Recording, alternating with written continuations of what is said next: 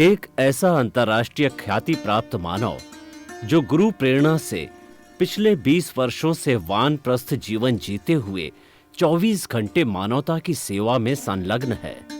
एक ऐसा मानव जो अभी राष्ट्रीय, अंतर्राष्ट्रीय टीवी चैनलों पर 7,500 एपिसोड के माध्यम से सनातन सत्य, आत्मविज्ञान एवं पुनरुत्थान, व्यवहार एवं निश्चय जगत के जीवनोपयोगी विषयों पर हृदय स्पर्शी प्रवचन कर चुका है। उस मानव का नाम है महात्मा उपासक प्रोफेसर डॉक्टर सोहन राज तातेड़। प्रोफेसर तातेड़ द्वारा योग, दर्शन, शिक्षा विषयों पर रचित पीएचडी स्तर के 250 शोध ग्रंथ भारत के 100 प्रतिष्ठित विश्वविद्यालयों में शोधार्थी पढ़ रहे हैं तथा वे सभी शोध ग्रंथ वहां की सेंट्रल लाइब्रेरियों में उपलब्ध हैं। महात्मा सोहन राज ने अभी तक हजारों स्कूलों, कॉलेजों, विश्वविद्यालयों एवं संस्थाओं में सेमिनार, वर्कशॉप, कैंप लगाकर लाखों विद्यार्थियों को योग, दर्शन, शिक्षा का प्रशिक्षण देकर उन्हें सुसंस्कारित किया। डॉक्टर तातेड़ ने भारतीय संस्कृति उत्थान के 4,000 से अधिक समसामयिक विषयों पर आर्टिकल लिखकर ऑनलाइन जर्नल, पत्रिकाओं, वेबसाइट्स पर प्रकाशित किया, जिसका उपयोग लाखों पाठक कर रहे हैं। उपासक तातेड़ के 5,000 से अधिक आज का सुविचार, आज का शुभ संदेश, आज का मंगल भावना योग आदि चिंतन websites, Twitter, blogger, Facebook, YouTube माध्यमों से लाखों लोग अपना जीवन निर्माण कर रहे हैं। मानवता के मसीहा ऐसे महामानव महात्मा सोहन राज तातेड़ के प्रोफाइल को अभी तक विश्व के 20 लाख दर्शक यूट्यूब पर, 12 लाख गूगल पर एवं लाखों दर्शक फेसबुक, ब्लॉगर, ट्विटर और इंस्टाग्राम पर देख चुके हैं।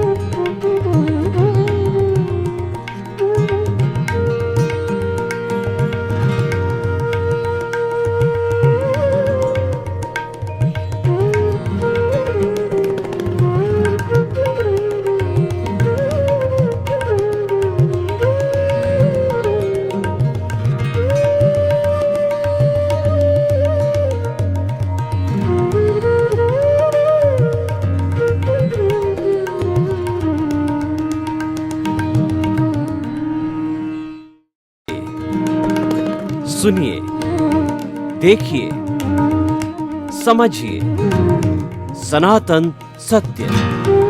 जैसी दृष्टि वैसी सृष्टि, दृष्टि विज्ञान। कुदरत, कुदरती रचना एवं कुदरत के कानून से शाश्वत सुख की प्राप्ति। जोधपुर के परम पूज्य महात्मा उपासक प्रोफेसर डॉक्टर सोहन राज तातेड़ के निर्देशन में सनातन सत्य। जैसी दृष्टि वैसी सृष्टि, दृष्टि विज्ञान।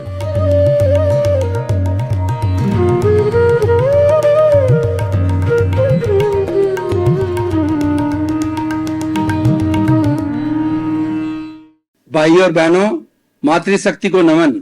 स्टूडियो में आपका हार्दिक स्वागत है, अभिनंदन है, सत्कार है। आत्मविज्ञान, साइंस ऑफ द सोल के अंतर्गत हम आपको जो सही दृष्टि, सही सोच, राइट विजन, राइट थिंकिंग के तहत आपके जो नकारात्मक सोच है उसको सकारात्मक में बदलते हैं। आपकी जो रॉन्ग बिलीफ है उसको राइट बिलीफ में लाते हैं, आपको राइट विजन देते हैं, आपको सही दृष्टिकोण देते हैं, ताकि आपका जीवन अच्छा बने, आप एक अच्छे नागरिक बने और आपके जीवन के अंदर कुछ गुण आवे, कुछ नैतिकता आए, कुछ अच्छाइयाँ आवे, ताकि कि आप अपने परिवार के साथ रह करके और समाज के साथ में रह करके उनका परोपकार कर सके। यह कार्य हम प्रतिदिन नए नए एपिसोड के माध्यम से करते हैं। तो आज हमारा बहुत ही सुंदर एपिसोड है, वह है वाणी का विज्ञान। वाणी, वाणी को कहते हैं भाषा, लैंग्वेज, टंग।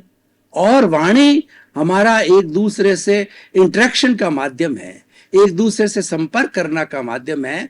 मनुष्य एक सामाजिक प्राणी है, वह समाज में रहता है और समाज के बिना वो जीवन जी नहीं सकता। मनुष्य का जीवन रिलेटिव है, पूरा संसार रिलेटिव है। ऐसा कहा जाता है कि एक परिंदा भी जब इस कॉस्मोस के अंदर पर मारता है, पंख फड़फड़ाता है, तो पूरा कॉस्मोस वाइब्रेशंस के कारण प्रभावित होता है। और वो क्रिया इतनी सूक्ष्म है कि हमको ध्यान नहीं पड़ती है, लेकिन सारा कॉस्मोस रिलेटिव है।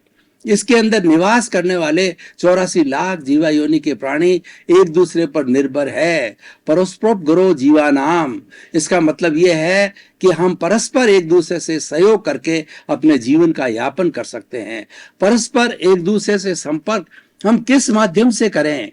वो माध्यम हमारा वाणी है, जिसको कि हम टंग कहते हैं और भाषा कहते हैं। जैसे कि मैं आपके सामने बोल रहा हूं, तो बोलने से जो मेरे विचार है आप तक पहुंच रहे हैं, आप इस पर मनन करेंगे और आप इसको धारण करेंगे और आप अपने जीवन का कल्याण करेंगे। भाषा के बिना मनुष्य जो है वो गूंगा रह जाता है। एक कहावत है कि आत्म अनुभव बात की जो कोई पूछे बात, सो गूंगा गुड़ खाई के कहे कौन मुख स्वाद। एक गूंगे आदमी को आत्मा के अनुभव की बात कहें या वाणी के अनुभव की बात कहें तो वो कहेगा आ आ आ आ, मतलब उसको गुड़ तो मीठा लग रहा है, लेकिन वो एक्सप्रेस नहीं कर सकता है, क्योंकि उसका कंठ तालु जो है वो काम नहीं करता है, वो गूंगा है, वो बोल नहीं सकता है। इसीलिए अगर वाणी हमारे नहीं होती, हम सभी मूक हो जाते, हम सभी गूंगे हो जाते हैं और किस तरीके से एक दूसरे से बात करते हैं, हमारा जीवन पशुवत हो जाता है। देखिए, वाणी के लिए अल्फाबेट्स काम में आते हैं, कुछ शब्द काम में आते हैं जिसको कि हम शब्दकोश कहते हैं। और हर प्राणी जो कि जिसके पास में टंग है, जो बोलता है, कुल हमारे इस शरीर में 5 इंद्रियां हैं, स्पर्शन, रसन, घ्राण, चक्षु, श्रोत्राणी, इंद्रियाणी। स्पर्शन के द्वारा हम जो है स्पर्श की अनुभूति करते हैं, रसन के द्वारा हमारे जीभ होती जिससे रस स्वाद लिया जाता है और साथ साथ में वाणी भी बोली जाती है। और तीसरा होता है घ्राण, जिससे हम सुगंध दुर्गंध का अनुभव करता है। और चौथी होती है चक्षु, जिसे हम देख सकते हैं। और पांचवी होती है श्रोतेंद्रिय, जिसके माध्यम के द्वारा हम शब्दों को सुन सकते हैं। तो यानी 2 इंद्रिय वाले जीव, लठ है, गिंडोला है इत्यादि, इनके जिनके जीभ होती है वो सभी वाणी करते हैं। वाणी, उनके शब्द जो है हम पहचान नहीं पाते, उनके लिमिटेड शब्द होते हैं। पशुओं का, पक्षियों का जो आपस के अंदर वो बोलते हैं वो भी वाणी है, लेकिन उनके शब्द जो है उनके अल्फाबेट्स लिमिटेड होते हैं। और मनुष्य के द्वारा, मनुष्य जो है इस सृष्टि का सर्वश्रेष्ठ प्राणी है, वो विकसित दिमाग वाला है, विकसित बुद्धि वाला है, विकसित मन वाला है, विकसित चित्त वाला है और विकसित प्रज्ञा वाला और विकसित आत्मा वाला है। इसीलिए उसके पास में वोकेबुलरी बहुत बड़ी है, उसके पास शब्द बहुत है। इसीलिए शब्दकोश बड़ा होने के कारण वह कई तरह की वाणी निकाल सकता है और कई तरह की वो पुस्तकें लिख सकता है, ग्रंथ लिख सकता है और अपने विचारों का आदान प्रदान कर सकता है। देखिए, राजस्थानी में एक कहावत है कि बोलिया के लाद्या, यानी कोई व्यक्ति बोलता है तो हमें उसकी कितनी गहराई है, उसका क्या चिंतन है, उस व्यक्ति का क्या चरित्र है, मोटे मोटे तौर पर मालूम हो जाता है। तो वाणी जो है हमारे व्यक्तित्व का परिचय कराती है। देखिए, भाषा जो है वो कई तरह की होती है, अपनी अपनी भाषा होती है। मदर टंग की बात करें जब माँ बच्चे को तुतली तुतली भाषा के अंदर बोलना सिखाती है तो वह वाणी मदर टंग कहलाती है और वह हर व्यक्ति को प्रिय होती है। उसके अलावा हम जिस गांव में रहते हैं, शहर में रहते हैं, स्टेट में रहते हैं, वो प्रांतीय भाषा होती है। और उसके बाद हम जिस राष्ट्र में रहते हैं, जैसे भारत हमारा राष्ट्र है, तो भारत की हमारी जो राष्ट्रीय भाषा हिंदी है। और राजस्थान है तो हमारी प्रांतीय भाषा राजस्थानी है। और इंटरनेशनल लैंग्वेज के अंदर इंग्लिश आती है, जो कि सभी देशों में चलती है। इंटरनेशनल लैंग्वेज के माध्यम से हम हर देश के साथ में संपर्क करते हैं, क्योंकि ये नेसेसरीली हर देश के अंदर ये पढ़ाई जाती है, स्कूल्स में, कॉलेजेस के अंदर, यूनिवर्सिटीज के अंदर। अब देखिए कि वाणी पैदा कैसे होती है। वाणी जो है वो हमारे कंठ, तालु, दांत, जीभ, इन सब से मिलकर के, और वायु, इन सब से मिलकर के वाणी उत्पन्न होती है और हम शब्द बोलते हैं। और बोलने के पहले जो है हम तोलते हैं। वो तोलने के लिए हमारा अंतःकरण काम आता है। अंतःकरण के कौन कौन से घटक है कि मन, बुद्धि, चित्त और अहंकार। मन जो है वो 3 तरह का कार्य करता है। एक तो क्या, वर्तमान काल का चिंतन करता है, भूतकाल की स्मृति करता है और भविष्य काल की कल्पना करता है। और उसके साथ साथ में 5 इंद्रियों के विषयों से जो कुछ उनको ज्ञान मिलता है उसकी भी संयोजना करता है। और ये सारी संयोजना करके, ये तो एक संवाहक है, ये तो एक दूत है, वो आगे बुद्धि को दे देता है। बुद्धि क्या है, एक जज का काम करती है, निर्णायक होती है। तो वो निर्णय लेती है कि क्या बोला जाना चाहिए। अगर सुबुद्धि होती है तो सुविचार रखे जाते हैं, कुबुद्धि होती है तो कुविचार रखे जाते हैं। और बुद्धि भी जुड़ी हुई होती है, वो चित्त से जुड़ी होती है। चित्त को हम चेतना की शक्ति कहते हैं। हमारी जो आत्मा इस पूरे शरीर के अंदर व्याप्त है और हमारे यहाँ 60 खरब कोशिकाएं हैं। ऐसा कहा जाता है एक एक कोशिका, एक एक शेल अपने आप में पावर हाउस है। तो उस एक एक शेल को एनर्जाइज करने वाला जो है वह हमारी आत्मा है। हर एक को वो एनर्जी भेजती है और उसको चार्ज करने से वह एक्टिवेट होती है और वह अपना कार्य करती है। और शरीर ये होमोस्टेटिक कंडीशन के द्वारा शरीर स्वस्थ रहता है, शरीर का संचालन होता है। ये सारा चित्त है जो कि चेतना की शक्ति है। अब इसके साथ में एक अहंकार भी जुड़ा हुआ है, जो कि सबसे महत्वपूर्ण घटक है। अहंकार में क्या होता है, राग द्वेष होता है, प्रियता अप्रियता होती है, लाइक होता है, डिसलाइक होता है। और जहां अहंकार आकर के जुड़ जाता है वहां पर हमारी वाणी जो है अशुद्ध हो जाती है।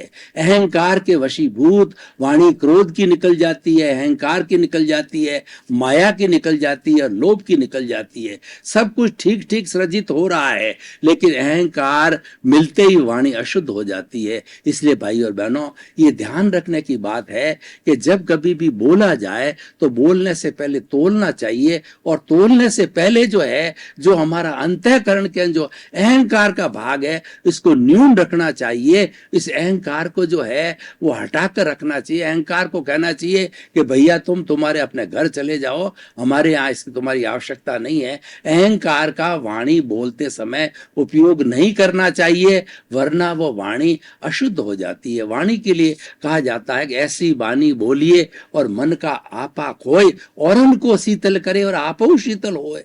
वाणी ऐसी बोलनी चाहिए जिससे कि मन प्रसन्न हो जावे, खुद का भी प्रसन्न हो जावे और सामने वाला भी बाग बाग हो जावे, शीतल हो जावे। सामने वाला सोचे कि ये व्यक्ति और बोले तो मुझे अच्छा ज्ञान मिले, मुझे शीतलता, मुझे जो है अच्छी बात मुझे मिले और मुझे आनंद की अनुभूति हो। क्योंकि वाणी के माध्यम से जो है हम सब कुछ एक दूसरे से संपर्क करते हैं। अब देखिए कि वाणी कैसी बोलनी चाहिए। वाणी हमेशा ऐसी बोलनी चाहिए जिससे किसी को कष्ट ना हो, जिससे किसी का अहित ना हो। वाणी प्रिय बोलनी चाहिए और वाणी जो है कर्कश नहीं बोलनी चाहिए, वाणी टॉन्टिंग नहीं होनी चाहिए, वाणी किसी को कष्ट देने वाली नहीं होनी चाहिए, झूठ की वाणी नहीं होनी चाहिए, असत्य की वाणी नहीं होनी चाहिए। उसका उपयोग है। और हम जितना भी ये बुराइयां बताई गई है उसको वाणी के साथ जोड़ते हैं तो हमारी वाणी जो है अशुद्ध हो जाती है। इसीलिए वाणी का हमारे जीवन के अंदर अंदर बहुत बड़ा महत्व है। ऐसा कहा जाता है ये हमारी जीभ है, यह हमारी वाणी है, यही हमारा मित्र है और यही हमारा शत्रु है। विश्व के किसी भी कोने में आप घूम जाइए, अगर प्रेम के साथ के अंदर जो है आप किसी से बात करते हैं तो आप सबके प्रिय बन जाते हैं और आप अहंकार की भाषा बोलते हैं, आप क्रोध मान माया लोभ से जुड़ी हुई भाषा बोलते हैं, उससे आप्लावित भाषा बोलते हैं, उससे रंगी हुई भाषा बोलते हैं, तो सभी आपके दुश्मन बन जाते हैं। इसलिए वाणी एक ऐसा माध्यम है, इसका विज्ञान हमें समझना चाहिए और इसके विज्ञान को समझने के लिए हमें हमेशा वाणी जो है मीठी बोलनी चाहिए, धीरे धीरे बोलनी चाहिए और आसानी से सामने वाला समझ सके तो बोलनी चाहिए। और दो व्यक्ति आपस में बात कर रहे हो तो बीच के अंदर हमें रुक जाना चाहिए, बीच में इंटरफियर करके कभी भी वाणी नहीं बोलनी चाहिए। और वाणी हम बोल रहे हैं तो सामने वाला हमारा गुरु है या हमारा वरिष्ठ नागरिक है या हमारे से बड़ा है तो उसको संबोधन करके बोलना चाहिए, प्रिय महाशय, प्रिय महोदय, और इस तरीके की भाषा का उपयोग करना चाहिए। और मान लीजिए किसी के साथ में हमारी गलती हो जाती है तो सॉरी फील करना चाहिए। सॉरी फील करने से, सॉरी बोलने से अगले वाला भी देखता है कि इसने माफी मांग ली है, तो वह अगर हमने कोई भी नकारात्मक बात कही है, कोई भी वाणी का असंयम किया है तो वह हमको माफ कर देता है। वाणी का असंयम है ये बहुत बड़ा घातक होता है और ये हमारे भीतर दुख पैदा करता है, हमारे कर्मों का बंधन करता है और साथ साथ के अंदर वो दूसरे के साथ में शत्रुता बांध देता है। देखिए, हम जो ये शरीर से जो कोई भी कार्य करते हैं इसके मुख्य 3 घटक हैं, मन है, वचन है और काया है। मन के लिए मैंने आपको सारी बात बताई, वचन की हम बात सारी कह रहे हैं। ये वचन का अर्थ होता है वाणी से जुड़ा होता है और काया है शरीर के द्वारा हम सारा अपना जो स्वयं का कार्य करते हैं और उसके साथ साथ में हमारा जितना आजीविका का है या लोगों से संपर्क करने का है या समाज के साथ में वार्तालाप करने का है, वो सारा कार्य जो है वो हम काया के द्वारा करते हैं। इसलिए वाणी एक बहुत इंपॉर्टेंट जो है बीच के अंदर, जो मन और काया के बीच के अंदर वचन जो है एक ब्रिज का काम करता है कि वाणी के द्वारा हम किसी से संपर्क कर सकते हैं। इसीलिए वाणी के विज्ञान को समझना बहुत जरूरी है। जो लोग तरक्की करना चाहते हैं, जो अपने व्यक्तित्व को अच्छा बनाना चाहते हैं, उसको वाणी का वाक संयम करना चाहिए, वाक पटुता होनी चाहिए, बोलने की कला होनी चाहिए। और बोलने की कला जिसने जान ली है वो सबको अपना मित्र बना देता है। और इसके साथ साथ में वाणी जो है हमें सब प्रकार से जो है सुखदायी होनी चाहिए। देखिए, वाणी जो है ये परोपकार भी करती है। कैसे परोपकार करती है कि अगर हमारे पास में अच्छा ज्ञान है और उस ज्ञान को हम दूसरे को नहीं बांटते हैं तो हमारे भीतर ही रह जाता है। तो उस वाणी को, उसके अनुभव के ज्ञान को दूसरों तक बांटने के लिए सबसे बड़ा माध्यम है वो वाणी है। तो इसीलिए वाणी का जो है हमें जीवन के अंदर पूरा से पूरा संयम करना चाहिए। भाई और बहनों, हम अब इस एपिसोड को जो है कसौटी पर कसते हैं कि वाणी के संयम से, वाणी के विज्ञान से सीखने से हमें किस तरीके से एक अच्छा इंसान बन सकता है या एक अच्छा समाज बन सकता है। आज देखिए कि सारे विश्व के अंदर जो झगड़े होते हैं, जितने महायुद्ध होते हैं और आपस के अंदर जितना भी टकराव होता है, सब वाणी के असंयम के कारण होता है। और ये असंयम कैसे पैदा होता है कि व्यक्ति के अंदर अहंकार की भावना जब आ जाती है तो अपने आप को सुपीरियर समझता है और सामने वाले को इंफीरियर समझता है। तो उसको इंफीरियर समझने के कारण में वह दूषित वाणी बोलता है, वह टॉन्टिंग वाणी बोलता है और वो परेशान करने वाली वाणी बोलता है। इस कारण से दोनों के बीच में वैमनस्य हो जाता है, दोनों के बीच में शत्रुता हो जाती है और वह शत्रुता आगे से आगे बढ़ती जाती है। उसके स्थान पर अगर हम मित्रता की वाणी बोलें, प्रिय वाणी बोलें, तो हम एक दूसरे के साथ में शांतिपूर्ण सहस्तित्व से लंबा समय जो है हम गुजार सकते हैं। खास तौर से हम अपने परिवार में रहते हैं तो वहां पर वाणी का संयम अवश्य करना चाहिए। और वाणी सबसे ज्यादा कठोर कब होती है, कर्कश कब होती है, जब व्यक्ति क्रोध करता है। इसीलिए क्रोध को हमेशा अलग रखना चाहिए। क्रोध पूर्वक जो वाणी बोली जाती है, व्यक्ति को भान नहीं होता है, उसको ये पता ही नहीं पड़ता है कि मैं क्या बोल रहा हूं, वो उल जुलूल गलत है और किसी का अनादर करने वाली बात बोल जाता है। इसीलिए वाणी का जो संयम बहुत जरूरी है। एक कहावत है कि यद्यपि सत्यम लोक विरुद्धम ना चरणीयम ना चरणीयम, यानी एकदम सत्य बात है, 100% करेक्ट है, लेकिन फिर भी जो अगर किसी का अहित करने वाली हो तो ऐसी वाणी हमें नहीं बोलना चाहिए, ऐसी एविडेंस हमें नहीं देनी चाहिए, ताकि कि अगले वाले का जीवन खराब हो जावे, अगले वाले को बहुत बड़ी तकलीफ पहुंचे, चोट पहुंचे, आघात पहुंचे, दुख पहुंचे। ऐसा कार्य हमें नहीं करना चाहिए।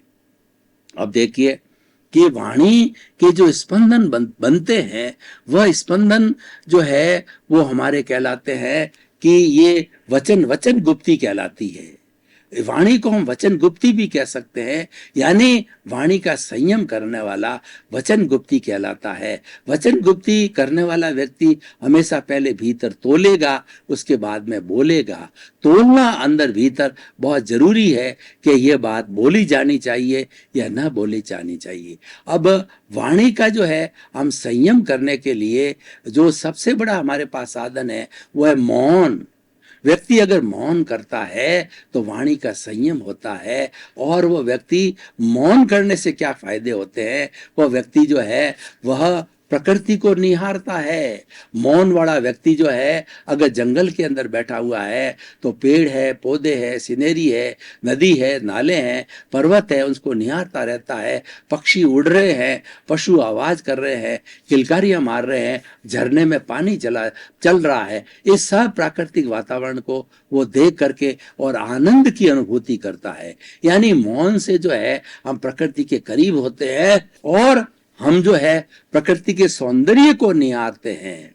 दूसरी है कि वाणी से क्या होता है कि हमारी जो प्राण ऊर्जा है वह 4 चीजों से बनती है, भोजन, पानी, प्राण वायु और चौथा है अग्नि। इन 4 चीजों से मिलकर के हमारे विटालिटी बनती है, हमारी जो है वो प्राण ऊर्जा बनती है। ये प्राण ऊर्जा मन वचन काया तीनों को चलाने के लिए काम आती है। हम मौन करते हैं तो हमारी जो प्राण ऊर्जा का व्यय नहीं होता है, उसकी बचत होती है और वो प्राण ऊर्जा हम अन्य जगह ज्ञान का प्रसार करने में, ध्यान करने में, तपस्या करने के अंदर उसका उपयोग कर सकते हैं और उससे हमारा जो है बहुत बहुत हमारा ज्ञान का विस्तार होगा। तो भाई और बहनों, अब देखिए कि वाणी पशु पक्षी भी बोलते हैं। भगवान जो ऋषभ है वो उनके पुत्र थे बाहुबली जी, तो बाहुबली जी को उन्होंने पक्षियों की जो वाणी है उसको पहचानने की विद्या बताई। पशु पक्षियों कैसे बोलते हैं, लिमिटेड वोकेबुलरी होती है, तो उसको पहचानने के लिए बाहुबली जी के पास विद्या थी। तो कोई भी पशु बोलता या पक्षी बोलता तो वो समझ जाते कि वो क्या बोल रहा है। जैसे कि हम बोल करके दूसरे को एक्सप्रेस करते हैं तो दूसरा हमारी बात को समझ जाता है। तो उस विद्या को पशु पक्षियों की जो है वाणी विद्या को जानने वाला जो है वो उसकी बोलचाल की भाषा को जान जाता है। द्विंद्रिय के ऊपर के जितने भी जीव होते हैं सब वाणी का उपयोग करते हैं और वाणी का विज्ञान सीखना हमें जरूरी है। आज देखिए कि आज इस दुनिया का हम थोड़ा वर्तमान सिनेरियो को देखें कि आज इतने सिनेरियो के अंदर हमारा कितनी गिरावट क्यों आई है। गिरावट आने का सबसे बड़ा कारण क्या है कि व्यक्ति में अहंकार, ईगो की भावना बहुत ज्यादा बढ़ गई है। व्यक्ति स्वार्थी हो गया है और व्यक्ति अनैतिकता की ओर जा रहा है।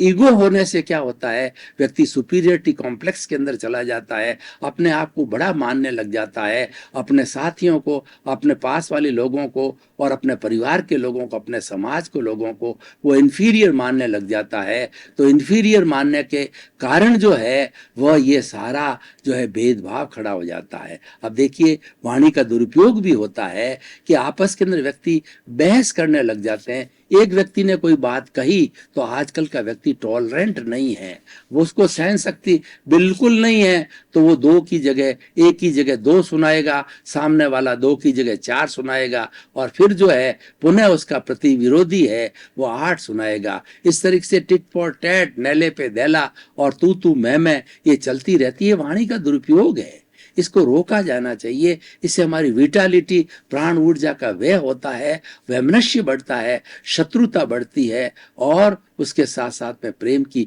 कमी आती है। और वाणी का हम असंयम या दुरुपयोग करने से हमारे प्रेम के अंदर बहुत बड़ी दरार पड़ जाती है। इसलिए वाणी के संयम को समझना बहुत ही जरूरी है। मनुष्य क्योंकि सामाजिक प्राणी है, समाज के बिना नहीं रह सकता है। पशुओं का भी अपना समाज होता है जिसको समझ कहते हैं। मात्र एक जो है मात्रा का अंतर है। पशु भी जो है एक ग्रुप के अंदर रहते हैं, समाज के रूप में रहते हैं। और आपने देखा होगा पक्षी, हमारे अभ्यारण्य में बहुत से पक्षी आते हैं सर्दी के दिनों के अंदर, दूसरे देशों से कुर्जों आदि उड़ करके आती है।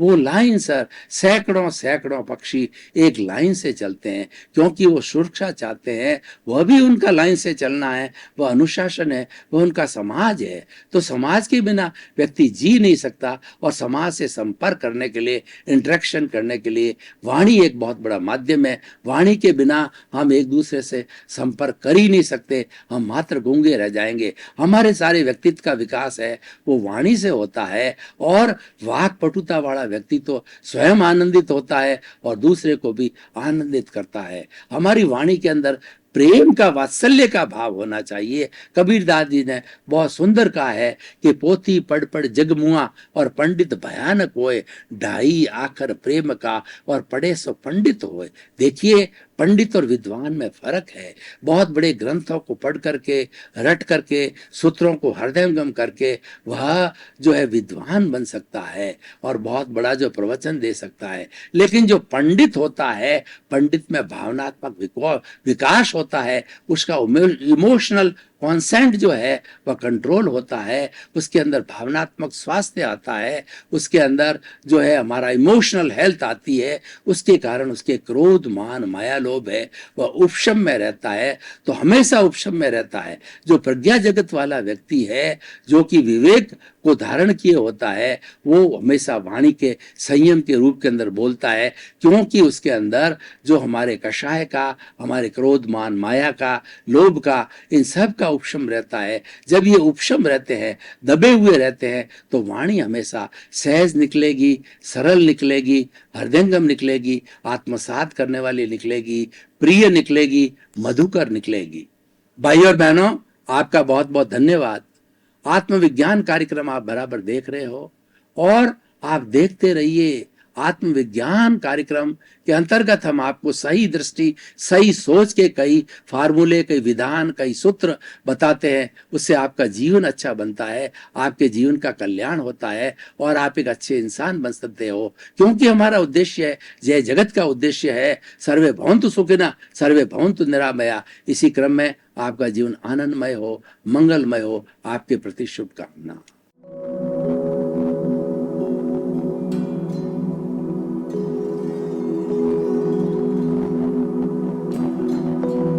एक ऐसा अंतर्राष्ट्रीय ख्याति प्राप्त मानव जो गुरु प्रेरणा से पिछले 20 वर्षों से वानप्रस्थ जीवन जीते हुए 24 घंटे मानवता की सेवा में संलग्न है। एक ऐसा मानव जो अभी राष्ट्रीय, अंतर्राष्ट्रीय टीवी चैनलों पर 7,500 एपिसोड के माध्यम से सनातन सत्य, आत्मविज्ञान एवं पुनरुत्थान, व्यवहार एवं निश्चय जगत के जीवनोपयोगी विषयों पर हृदय स्पर्शी प्रवचन कर चुका है। उस मानव का नाम है महात्मा उपासक प्रोफेसर डॉक्टर सोहन राज तातेड़। प्रोफेसर तातेड़ द्वारा योग, दर्शन, शिक्षा विषयों पर रचित पीएचडी स्तर के 250 शोध ग्रंथ भारत के 100 प्रतिष्ठित विश्वविद्यालयों में शोधार्थी पढ़ रहे हैं तथा वे सभी शोध ग्रंथ वहां की सेंट्रल लाइब्रेरियों में उपलब्ध हैं। महात्मा सोहन राज ने अभी तक हजारों स्कूलों, कॉलेजों, विश्वविद्यालयों एवं संस्थाओं में सेमिनार, वर्कशॉप, कैंप लगाकर लाखों विद्यार्थियों को योग, दर्शन, शिक्षा का प्रशिक्षण देकर उन्हें सुसंस्कारित किया। डॉक्टर तातेड़ ने भारतीय संस्कृति उत्थान के 4000 से अधिक समसामयिक विषयों पर आर्टिकल लिखकर ऑनलाइन जर्नल, पत्रिकाओं, वेबसाइट्स पर प्रकाशित किया, जिसका उपयोग लाखों पाठक कर रहे हैं। उपासक तातेड़ के 5000 से अधिक आज का सुविचार, आज का शुभ संदेश, आज का मंगल भावना योग आदि चिंतन websites, Twitter, blogger, Facebook, YouTube माध्यमों से लाखों लोग अपना जीवन निर्माण कर रहे हैं। मानवता के मसीहा ऐसे महामानव महात्मा सोहन राज तातेड़ के प्रोफाइल को अभी तक विश्व के 20 लाख दर्शक यूट्यूब पर, 12 लाख गूगल पर एवं लाखों दर्शक फेसबुक, ब्लॉगर, ट्विटर और इंस्टाग्राम पर देख चुके हैं।